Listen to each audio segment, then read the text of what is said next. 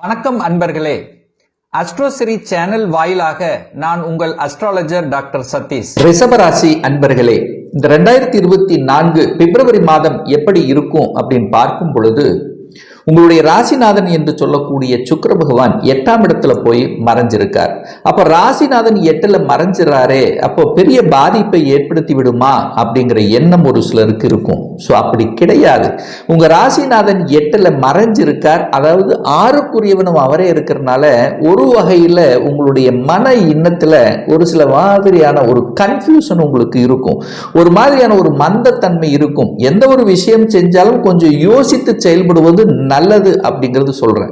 So இது எது வரைக்கும் அப்படின்னா 12ஆம் தேதி வரை தான், பிப்ரவரி 12 தான். அதற்கு அப்புறம் பார்த்தீங்கன்னா உங்க ராசிநாதனான சுக்கிரன் போய் பாக்கியஸ்தானத்தில் அமர்கிறார். அப்போ உங்களுக்கு யோகத்தை தரக்கூடிய அந்த சுக்கிரன் பாக்கியஸ்தானத்தில் அமர்கின்ற இந்த வேளையில இதுவரைக்கும் இந்த ஃபர்ஸ்ட் ஒரு 12 நாள் இருந்து வந்த ஒரு வகையான ஒரு குழப்பங்கள் எல்லாமே தீர்ந்து விட்டு ஒரு சுறுசுறுப்பாக எதையோ இழந்தது அப்படின்னு நினைத்த விஷயங்கள் அத்தனையும் அது நல்லவைகளாக மாறக்கூடிய தன்மையை உங்களுக்கு ஏற்படுத்திவிடும். அப்போ இந்த மாதத்தினுடைய பிற்பகுதியில உங்களுடைய நினைத்த காரியங்கள் அத்தனையும் ஜெயமாகும் என்பது தான் உண்மை. சரி, அதே சமயத்தில் சின்ன சின்ன உடல்நல தொந்தரவு ஒரு சிலருக்கு இருந்திருக்கும்.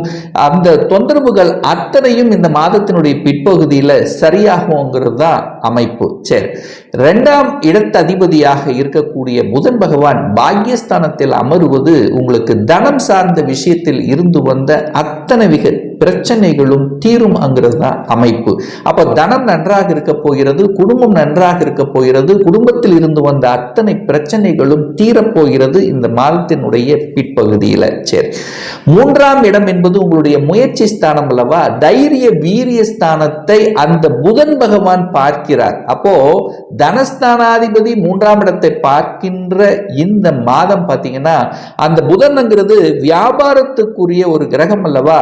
அந்த 3ஆம் இடம் என்பது வியாபாரம் சம்பந்தப்பட்ட ஒரு இடம்ங்கிறதுனால வியாபாரத்தில் இருக்கின்ற அனைத்து ரிஷபராசி என்பர்களுக்கும் இந்த மாதத்தினுடைய இறுதியில பிற்பகுதியில லாபம் காணக்கூடிய தன்மை, புதிய புதிய ஒப்பந்தங்கள் கிடைக்கக்கூடிய தன்மை, இசைத்துறையில் இருக்கின்றவர்களுக்கு புகழ் பெறக்கூடிய தன்மை, புதிய ஒப்பந்தங்கள் கிடைக்கக்கூடிய தன்மை என சூரியனும் அந்த 3ஆம் இடத்தை பார்க்கிறார் அல்லவா.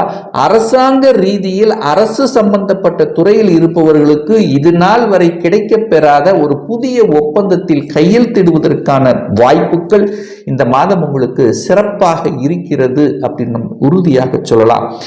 சுகஸ்தானத்தை குறிக்கக்கூடிய இடம் தான் இந்த 4ஆம் இடம். அந்த 4ஆம் இடத்தை குருவினுடைய பார்வை பெற்றிருப்பது உங்களுக்கு கூடுதல் பலம்.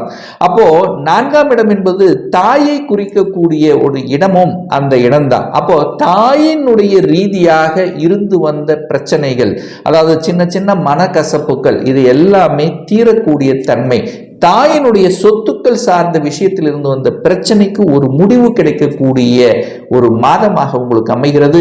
ஏன்னா அந்த சூரியனும் பார்த்தீங்கன்னா இந்த மாதம் 13ஆம் தேதிக்கு அப்புறம், அதாவது பிப்ரவரி 13ஆம் தேதிக்கு அப்புறம் 10ஆம் இடத்தில் போய் அமர்ந்து கொண்டு தனது 7ஆம் பார்வையாக அந்த 4ஆம் இடத்தை பார்க்கிறார் அல்லவா. அப்போ சுகஸ்தானத்தை பெருக்கிக் கொள்ளக்கூடிய வாய்ப்புகள், சந்தர்ப்பங்கள் இந்த மாதம் உங்களுக்கு சிறப்பாக இருக்கிறது. ஒரு வீடு, வண்டி, வாகனம் இந்த மாதிரியான அமைப்பு உங்களுக்கு சிறப்பா இருக்கு. அதை வாங்கணும் அப்படின்னு நினைப்பவர்கள் வாங்கிக் கொள்ளக்கூடிய யோகங்கள் சிறப்பாக இருக்கிறது அப்படின்னு சொல்லலாம்.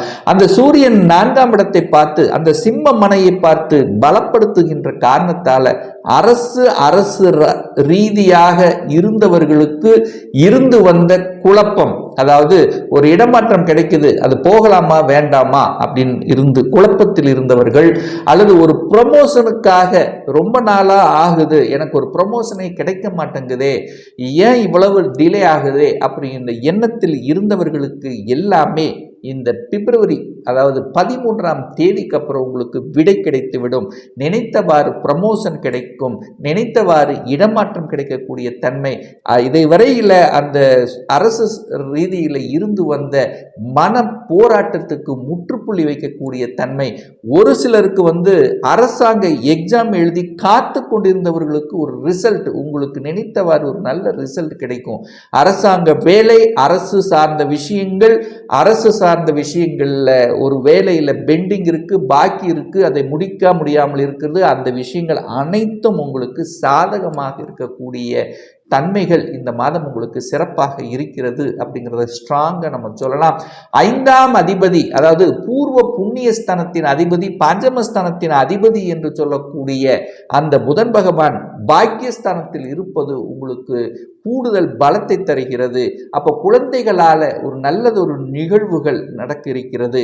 அதாவது குழந்தைகள் உங்களை விட்டு பிரிந்து ரொம்ப தூரத்தில் இருந்தாலும், அதாவது ஒரு வெளிநாட்டில் இருந்தாலும் உங்களை பார்க்கக்கூடிய தன்மை இந்த மாதம் உங்களுக்கு சிறப்பாக இருக்கு. அப்போ குழந்தை நினைத்து ஏதாவது ஒரு ரூபத்தில் வருத்தப்பட்டு கொண்டிருந்த தாய் தகப்பனுக்கு குழந்தையின் மூலமாக நல்ல விஷயங்கள், அதாவது மனதுக்கு பிடித்த விஷயங்கள், இன்னாரது குழந்தைகள் என்று சொல்லக்கூடிய அளவுக்கு பெயரின் புகழும் தரக்கூடிய வாய்ப்புகள், சந்தர்ப்பங்கள் இந்த மாதம் உங்களுக்கு ஏற்படுத்தி கொடுக்கும். இதுவரைக்கும் குழந்தை ஒரு நல்ல வேலையில் செட்டில் ஆகலையே, அல்லது ஒரு படிப்பில் ஒரு மந்தத்தன்மை இருக்கே, என்னுடைய சொல்படி கேட்க மாட்டேங்கிறானே என்று ஏங்கிக் கொண்டிருந்த, வேதனைப்படுத்தி கொண்டிருந்த விஷயங்கள் அத்தனையும் மாறக்கூடிய ஒரு நல்ல மாதமாக உங்களுக்கு அமைய இருக்கிறது அப்படின்னு சொல்லலாம்.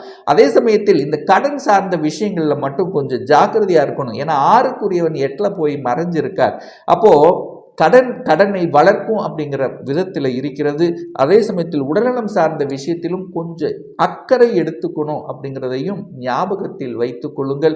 ஒரு சிலருக்கு சுகர் சார்ந்த விஷயங்கள், பிரஷர் சார்ந்த விஷயங்கள் அதிகமாக வருவதற்கான வாய்ப்புகள், அதாவது ஜீரணம் சம்பந்தப்பட்ட, கொழுப்பு சம்பந்தப்பட்ட, அது வயிற்று சம்பந்தப்பட்ட பிரச்சனைகள் வருவதற்கான வாய்ப்புகள். ஸோ அதில் கொஞ்சம் கவனம் எடுத்துக்கொள்வது அவசியம் அப்படிங்கிறதையும் ஞாபகத்தில் வைத்துக் கொள்ளுங்கள்.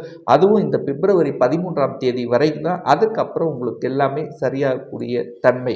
திருமணம் சார்ந்த அனைத்து விதமான சுப காரியங்கள் நடக்குமா அப்படின்னு நீங்க கேட்டீங்கன்னா, அந்த கலத்திர காரகன் என்று சொல்லக்கூடிய சுக்கிரன் 8ல போய் மறைஞ்சிருக்கார்.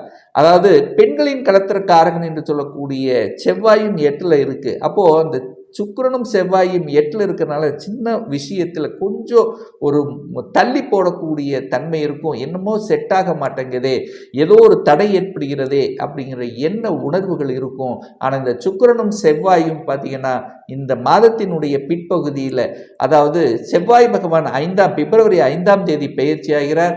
அதே போல சுக்கிரனும் பார்த்தீங்கன்னா பிப்ரவரி 12 பெயர்ச்சியாகி பாகிஸ்தானத்தில் போய் அமர்கின்ற அந்த தருணத்தில், அதாவது இந்த மாதத்தினுடைய பிற்பகுதியில் நீங்கள் நினைத்தவாறு வரன்கள் அமையக்கூடிய சந்தர்ப்ப சூழ்நிலைகளை நிச்சயமாக உருவாக்கும். அதாவது கணவன் மனைவிக்குள்ள பார்த்தீங்கன்னா சின்ன சின்ன கருத்து வேறுபாடுகள் கூட ஏற்பட்டிருக்கலாம், அல்லது வருவதற்கான வாய்ப்புகள் இருக்கிறது. அதாவது அப்போ என்ன பண்ணணும், கொஞ்சம் விட்டு கொடுத்து அனுசரணையோடு செல்லணுங்கிறத ஞாபகத்தில் வைத்துக் கொள்ளுங்கள் இந்த மாதத்தினுடைய முன்பகுதியில். சரி, வெளிநாடு செல்லக்கூடிய யோகம் இருக்கிறதா அப்படின்னு இந்த ரிஷபராசி என்பர்கள் கேள்வி கேட்டீங்கன்னா நிச்சயமாக உண்டு. ஏன்னா வெளிநாட்டுக்கு நீங்க போகணும் அப்படின்னா அந்த 8ஆம் இடமும் 12ஆம் இடமும் கொஞ்சம் நல்ல வலுவாக இருக்கணும். அப்போ 8ஆம் இடத்தை குரு பார்த்து வலுப்படுத்துகிறார். அதே சமயத்தில் 12ஆம் இடத்தில் குருவே உட்கார்ந்திருக்கார். அப்போ நான் வெளிநாட்டு வேலைக்கு போயே ஆகணும், அதற்கான முயற்சி எடுத்துக்கொண்டிருக்கிறேன். ஸோ அது சாதகமா இருக்குமானா நிச்சயமா சாதகமாகும். அப்போ ஒன்று வெளிநாட்டுக்கு நீங்க போகலாம், அல்லது சொந்த ஊரை விட்டு அதர் ஸ்டேட், அதர் மாநிலத்துக்கு செல்லக்கூடிய வாய்ப்புகள். நீங்க ஏற்கனவே பார்த்தீங்கன்னா ஸ்டேட் கவர்மெண்ட்ல இருக்கிறீங்க, சென்ட்ரல் கவர்மெண்ட்டுக்கு போகக்கூடிய வாய்ப்புகளும் இந்த மாதம் உங்களுக்கு பிரகாசமாக இருக்கிறது அப்படிங்கிறத உறுதியாக சொல்லலாம். ஏன்னா 10 கூடியவன் 10ஆம் இடத்திலேயே ஆட்சி பலத்தோட வலிமையாக இருக்கக்கூடிய ஒரு காலகட்டம் அப்படின்னு சொல்லலாம். அப்போ வேலை இல்லாதவர்களுக்கு, திடீரென்று ஒரு வேலை இழந்தவர்களுக்கு வேலை இந்த மாத இறுதியில் நீங்கள் நினைத்தவாறு நீங்கள் என்ன படிச்சிருக்கிறீங்களோ அந்த படித்துக்குண்டான வேலை இருக்கிறது. இந்த ராகு பகவான் 11ஆம் இடத்தில் உட்கார்ந்திருக்கார்லவா, இந்த சர்ப்ப கிரகம் என்று சொல்லக்கூடிய பிரம்மாண்டத்துக்கு கொடுக்கக்கூடிய அந்த ராகு 11ஆம் இடத்தில் இருக்கிறதுனால விபரீத யோகங்களும் உங்களுக்கு ஏற்படக்கூடிய வாய்ப்புகள்.